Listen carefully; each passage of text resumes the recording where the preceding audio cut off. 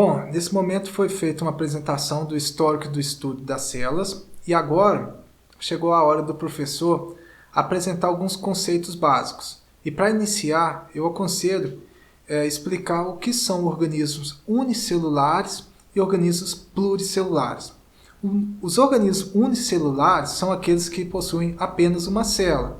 E aí você pode exemplificar dentro do reino Monero, né, as bactérias, as arqueias, as cianobactérias e também parte do reino Protisto, algumas algas e também alguns protozoários. São organismos que, esses são exemplos de organismos unicelulares, ou seja, que possuem apenas uma célula. Existe também os organismos pluricelulares, que são compostos por várias células. Esses organismos estão, literalmente, todos os indivíduos do reino animal e também do reino vegetal, reino plantae, e também parte do reino fungi e parte do reino protista. Outro conceito básico que convém apresentar para os alunos é sobre o que são seres procariontes e seres eucariontes. Antes de começar a explicação, enfatize que os organismos mais simples no planeta Terra, que são as bactérias, eles são seres procariontes e a célula desses organismos é composta por membrana plasmática, que é uma membrana, que é um envelope que delimita o corpo celular. É composto também por citoplasma, que é um líquido aquoso que fica na parte interna da célula, e é composto também por material genético. Enfatize que ele é classificado como procarionte porque esse material genético ele fica disperso no citoplasma. Não existe uma membrana envolvendo esse material genético. Não existe um núcleo.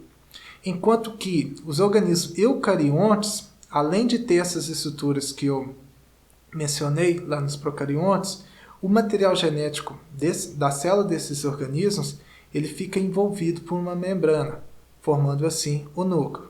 É importante também ressaltar para os alunos que os organismos que habitam o nosso planeta eles são bastante diferentes. Uma bactéria é muito diferente de um animal, que também é muito diferente de uma planta. E, consequentemente, a estrutura da célula desses organismos é diferente.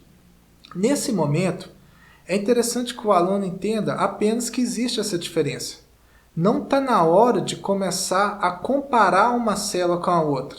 Muito menos de citar as diferenças, por exemplo, da célula animal para a célula vegetal. Para fazer isso, o aluno primeiro deve conhecer os principais componentes dessas células e entender quais são as funções. Só depois de saber essas informações que o professor deve inserir algumas informações adicionais, como as diferenças de uma célula para a outra. Nesse momento, se a discussão durante a aula avançar, mencione apenas as diferenças de células procariontes com células eucariontes. Tendo em vista isso, para continuar ainda introduzindo o assunto, é importante já quebrar a mística de que todas as células são iguais. E para isso, eu aconselho o professor a apresentar uma série de imagens de diferentes células para os alunos poderem entender que existe uma variedade nesse meio. O professor pode apresentar imagens de hemácias. Essas imagens podem ser tanto como figuras feitas em computador, tridimensionais, quanto também como imagens captadas no microscópio.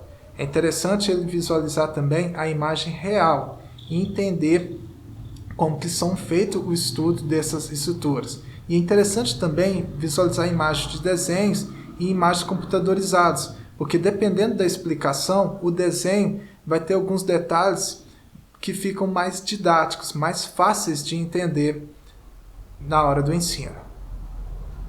Outra imagem também outro tipo de célula legal de apresentar são as células envolvidas na reprodução, como por exemplo os espermatozoides e os óvulos, que são células bem diferentes também das convencionais. Outro tipo de células são os neurônios do sistema nervoso, que é uma célula mais diferente ainda. Não preocupe nessa hora de apresentar a estrutura do neurônio, qual que é o mecanismo de transmissão dos impulsos elétricos. Nesse momento, o aluno tem que assimilar apenas que existem células diferentes. Outra célula também que eu acho legal apresentar são as células do sistema imunológico. Mostre para os alunos uma imagem de microscópio óptico contendo um esfregaço de sangue com hemácias e, no meio dessas hemácias, algumas células com uma coloração diferente e essas são as células de defesa do corpo. Se a discussão avançar, explique de forma bem breve como que funciona o sistema imunológico de um organismo e também pode ser que a discussão avance sobre como que foi feito a visualização dessas células. Explique quais são as técnicas de laboratório empregada para poder diferenciar uma célula da outra. Fale um pouco dos métodos de coloração. Outra célula também que pode ser interessante são as células do tecido muscular. Explique que diferentes partes do corpo, diferentes músculos, exercem diferentes funções e para isso existem células apropriadas para fazer esses trabalhos. Mostre imagens tanto quanto desenho, quanto imagens reais. Vai ser um momento interessante também para o aluno ter essa percepção. E para finalizar a aula, eu acredito que seja interessante fazer uma analogia do funcionamento de uma cidade com o funcionamento de uma célula. Primeiro, deixe claro que dentro da célula existem vários componentes, principalmente as organelas, e a atuação desses componentes que vai desembocar em um melhor desempenho do organismo. Assim como numa cidade existem diversos setores e o trabalho em conjunto desses setores, quando é feito de forma boa, também vai desembocar em uma cidade estar funcionando bem.